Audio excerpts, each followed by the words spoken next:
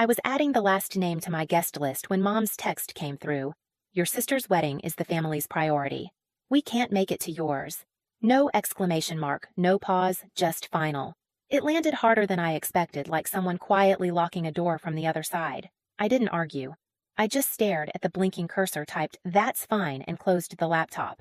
A week later, while they were dressing up for Chloe's big day, the world discovered something they never bothered to ask about. My ceremony was already happening under the olive trees of my own $6 million villa in Tuscany, and when the photos surfaced, the silence from home said everything. Before I tell you how it all unfolded, hit like and drop a comment telling me where you're listening from, because sometimes the people who were supposed to show up for us never do. When people ask what growing up in our house was like, I never know where to start.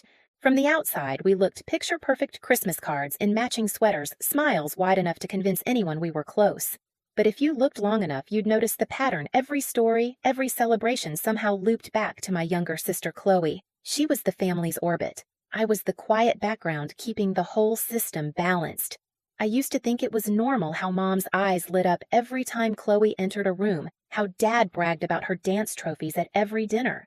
When I brought home science fair ribbons or straight A's, they'd nod politely and change the subject. Mom would say things like, "You're lucky, Esther. Things just come easier for your sister." That word lucky always stung. It made every hour I'd spent working feel invisible. There's a photo album somewhere in my parents' living room that tells the whole story better than I could. Page after page of Chloe twirling in pink tutus, Chloe blowing candles, Chloe at prom. I appear once, maybe twice cropped at the edge or half turned away. When I was 16, I found one photo where I remembered standing right beside her, but in the printed version, my face was gone, literally trimmed out of the frame.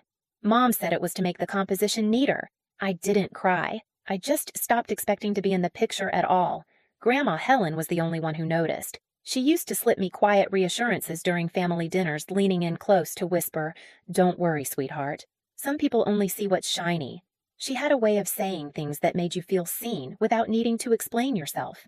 My cousin Rachel, too, she was always the one texting me on birthdays after my parents forgot.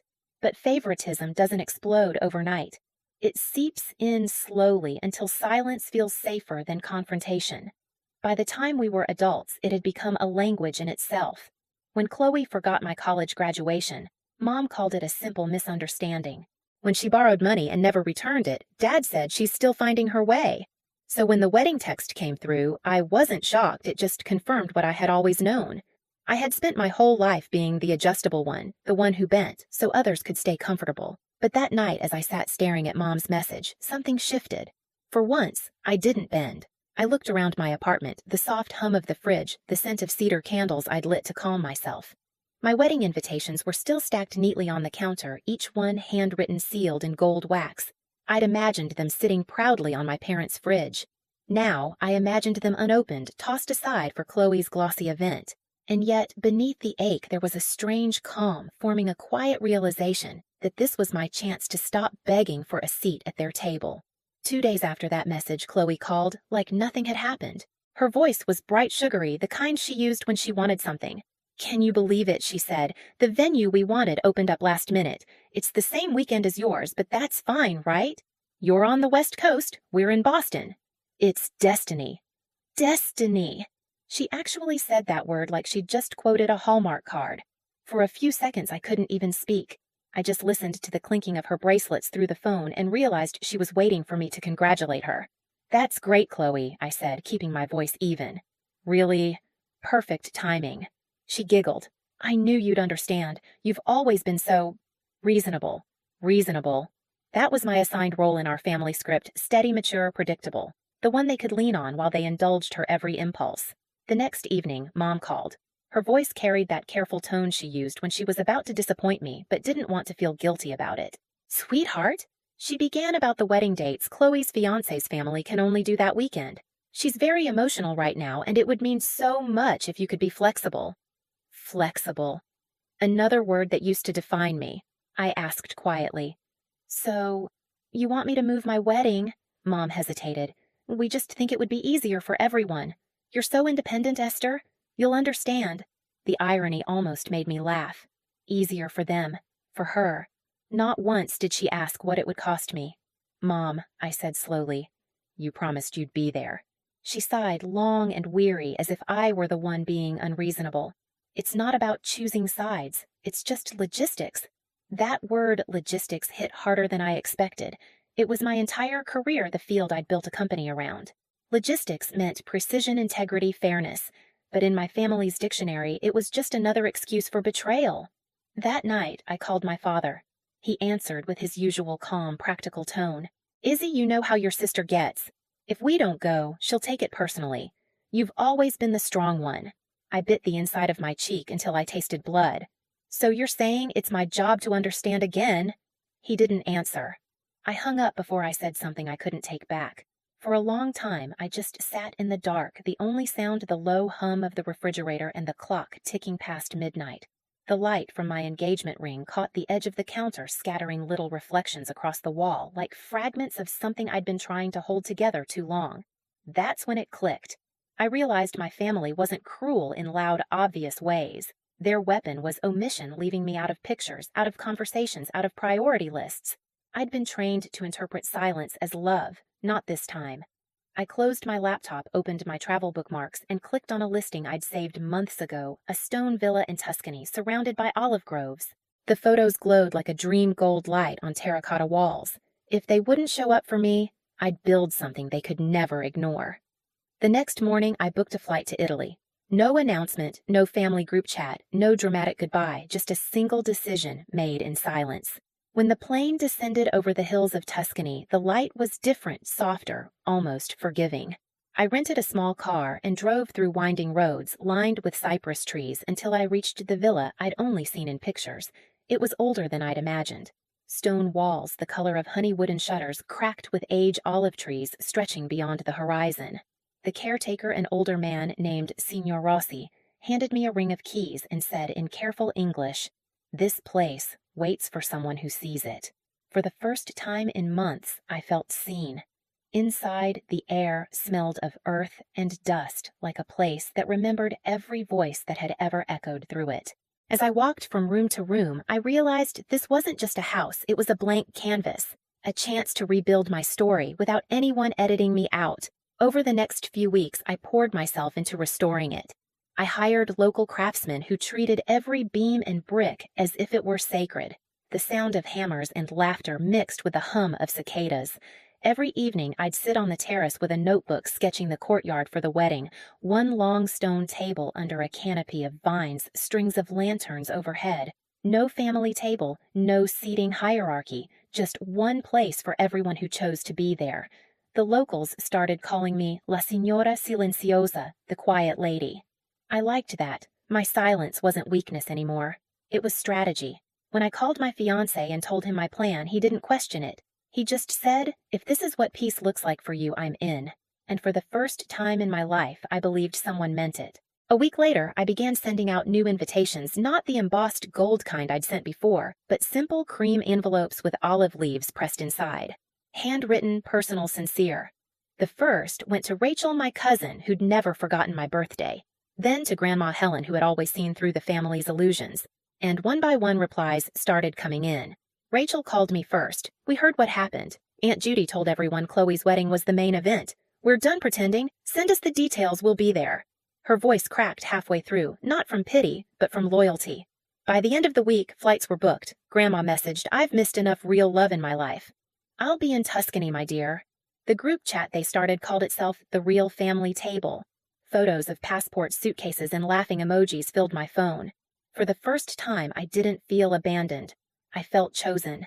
And somewhere between the olive trees and the smell of fresh plaster, I realized this wasn't revenge. This was revelation. The morning of both weddings arrived under the same sun, two worlds unfolding miles apart. In Boston, the air was heavy with humidity and nerves. The hotel ballroom glimmered under chandeliers, but there was an uneasiness that even the florist couldn't hide. Half the chairs near the front sat empty.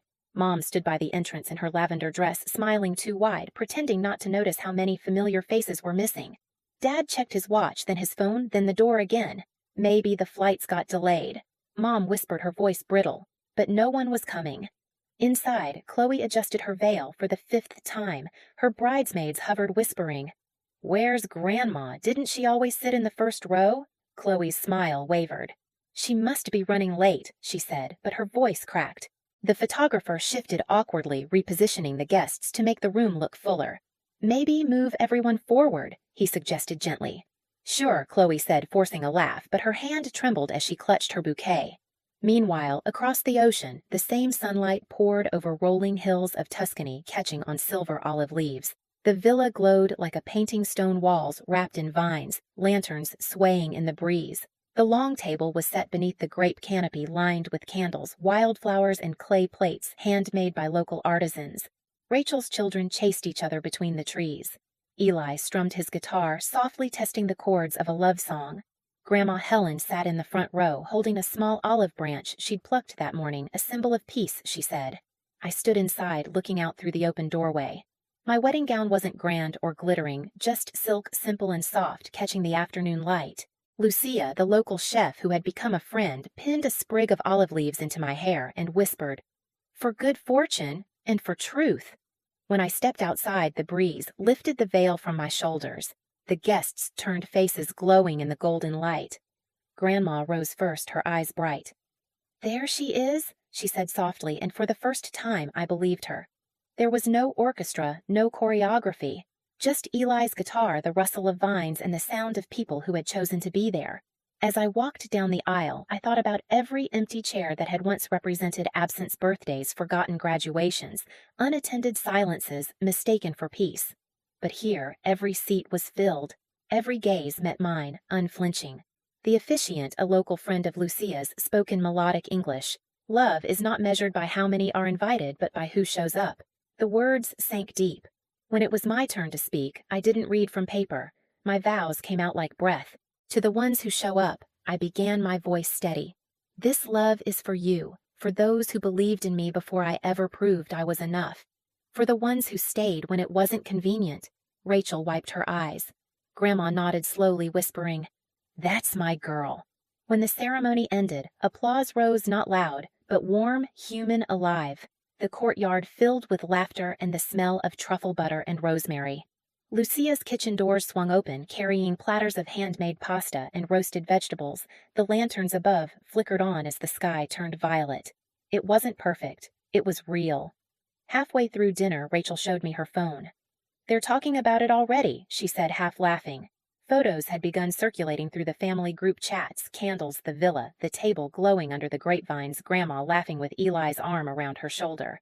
Within hours, the images reached Boston. At the ballroom, Chloe was posing for her couple's portrait when one of the bridesmaids gasped, scrolling through her phone. "Wait! Isn't that your family?" "They're in Italy." "What?" Chloe frowned, snatching the phone. On the screen was a photo of me and my husband standing beneath the Tuscan sky lanterns glowing behind us, our family smiling around the table. Grandma holding up her olive branch. Rachel's kids throwing petals. Chloe froze. The photographer hesitated, lowering his camera. Around her, the murmurs started soft at first, then spreading. "Isn't that Aunt Marianne and Uncle Ray? I thought they were supposed to be here." Mom leaned over Dad's shoulder, eyes narrowing at the phone. "What is this?" she whispered. Dad's face drained of color. "It's Esther's wedding." Chloe's breath hitched. They went to hers. Mom didn't answer. The silence stretched louder than any outburst could have been. Guests shifted uncomfortably. Someone coughed. The band played on, trying to fill the tension, but even the music sounded hollow. When the officiant toasted to family unity, no one raised a glass. Back in Tuscany, laughter rippled through the courtyard as Lucia poured wine into glasses and said, "Eat, drink, and remember why you came." Grandma leaned across the table and took my hand. "I've waited a long time to see this, Esther," she said. "This is what family was supposed to look like." The night deepened into gold and violet. Someone started a slow song, and guests began to dance barefoot on the stone floor. For a moment, I stepped away, walking toward the olive grove. The air smelled of wood smoke and lavender. The villa behind me glowed with life. My phone buzzed on the table, messages, missed calls, unread voicemails. I didn't open them. I didn't need to. In Boston, Mom's voice trembled as she called again this time, leaving a message. "Esther, how could you do this to us? Everyone's talking about it." We looked like fools. I listened to it the next morning, sipping coffee under the same olive tree where I'd said my vows. The sun was rising, turning the hills amber. I hit play once more, then deleted it. They thought humiliation was the punishment. It wasn't. The real consequence was realizing that I had moved on without needing their permission. The photos kept circulating online, shared by cousins, reposted by friends. The image of Grandma raising her olive branch became the quiet symbol of our reunion. No captions, no explanations, just truth. For years, they had cropped me out of their pictures. This time, I didn't need to fight for space in theirs. I had built my own frame and filled it with light. The week after the weddings, Tuscany fell quiet again. The lanterns were taken down, the laughter faded into memory, but the air still held the warmth of what we'd built. The long table stood empty now, scattered with dried petals and wine stains, proof that something real had happened there. One morning, as I was packing away the last of the decorations, my phone rang. Mom. For a moment, I almost let it go to voicemail, but something inside me said, "Answer not for them, for yourself." Her voice was shaky, defensive. "Esther, do you have any idea how embarrassed we were? Everyone at Chloe's wedding was talking about your little event in Italy. You made us look heartless." I took a slow breath, watching sunlight crawl across the floor.